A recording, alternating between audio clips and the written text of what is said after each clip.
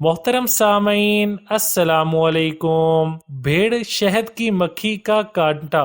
भेड़ शहद की मक्खी का काटना। जहां पर भीड़ काटे फौरन उस जगह को दबाएं। पानी सा निकलेगा और डंग नजर आएगा, वो डंग निकाल दें। लोहे की चाबी या छल्ला जो भी पास हो इससे रगड़ें। चूना मिल जाए यानी पान में लगाने वाला तो लेप कर दें। दिया सिलाई का मिसाला उतार कर पानी में मिलाकर लेप करें। निहार मुंह पानी पीना। अपनी रंगत निखारने के लिए सुबह निहार मुंह 2-3 गिलास पानी पीना अपना मामूल बना लीजिए। शुरू में 1 आध गिलास पीजिए, आहिस्ता आहिस्ता आपकी आदत बन जाएगी। इससे कब्ज नहीं होगी, खून पतला और साफ होगा, दौराने खून ठीक रहेगा, आंखों की चमक बढ़ेगी, चेहरे की ताजगी और दिलकशी में इजाफा होगा। सुबह की सैर की अहमियत से आप यकीनन आगाह होंगी। अगर मुमकिन हो तो सुबह की सैर जरूर करें। खुली और साफ हवा में लंबे लंबे सांस लें, हल्की फुल्की वर्जिश करें। चहल कदमी की अहमियत से आज का कोई बंदा